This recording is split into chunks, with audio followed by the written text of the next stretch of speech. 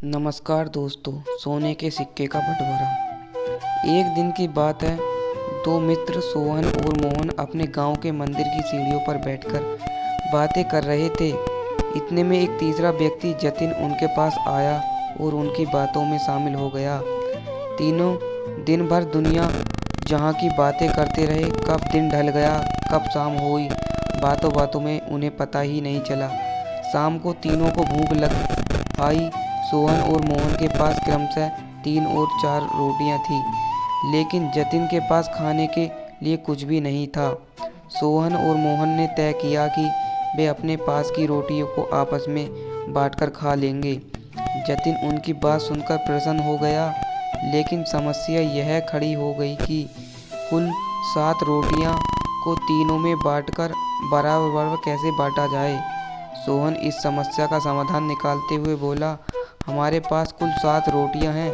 हम इन रोटियों को 3-3 टुकड़े करते हैं और इस तरह हमारे पास कुल 28 रोटियां हो जाएंगी, जिनमें से 7-7 टुकड़े हम तीनों खा लेंगे। मोहन और जतिन को यह बात जांच गई और तीनों ने वैसा ही किया। रोटी खाने के बाद वे तीनों उस मंदिर की सीढ़ियों पर सो गए, क्योंकि रात काफ़ी हो चुकी थी। रात में तीनों गहरी नींद में सोए और सीधे अगली सुबह ही उठे।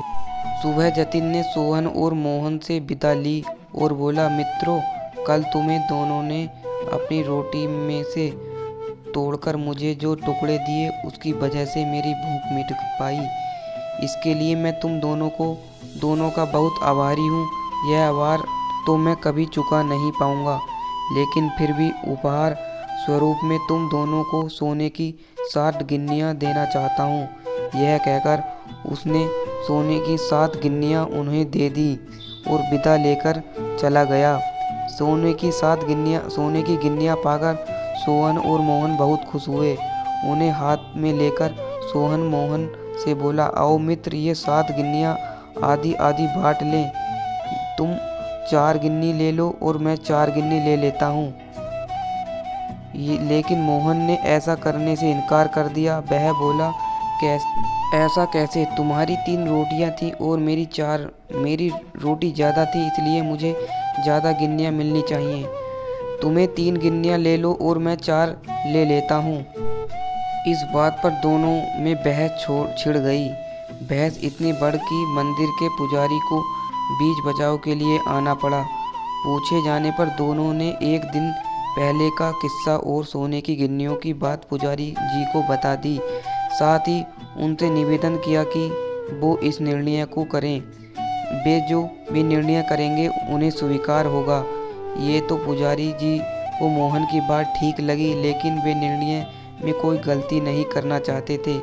इसलिए बोले, अभी तुम दोनों ये गिन्नियाँ मेरे पास छोड़ जाओ और आज मैं अच्छी तरह सोच विचार कर लेता हूँ और कल सुबह तुम लोग आना, मैं तुम्हें अपना अंतिम निर्णय बता दूंगा। सोहन और मोहन सोने की गिन्नियाँ पुजारी जी के पास छोड़कर चले गए। देर रात तक पुजारी जी गिन्नियों के बंटवारे में सोचते रहे, लेकिन किसी उचित निष्कर्ष पर नहीं पहुंच सके। सोचते सोचते उन्हें नींद आ गई और वे सो गए। नींद में उन्होंने एक सपना आया। उस सपने में उन्हें भगवान दिखाई पड़े। सपने में उन्होंने भगवान से गिन्नियों के बंटवारे के बारे में पूछा, तो भगवान बोले, सोहन को 1 गिन्नी मिलनी चाहिए और मोहन को 6। यह सुनकर पुजारी जी हैरान रह गए और पूछ बैठे, ऐसा क्यों प्रभु? तब भगवान जी बोले, देखो, राम के पास 3 रोटियां थी, जिसके उन्हें 1 टुकड़े किए। उनसे 1 टुकड़े में 7 टुकड़े उसने खुद खाए और 1 टुकड़ा जतिन को दिया। वही मोहन ने अपनी 4 रोटियों को 14 टुकड़ों किए और उनमें से 7 टुकड़े जतिन को दिए और 7 सोहन को दिए। 1 गिन्नी मिलनी चाहिए और मोहन को 6। पुजारी जी भगवान के इस निर्णय पर बहुत प्रसन्न हुए और उन्हें कोटि कोटि धन्यवाद देते हुए बोले, प्रभु, मैं ऐसा न्याय की बात कभी सोच ही नहीं सकता था।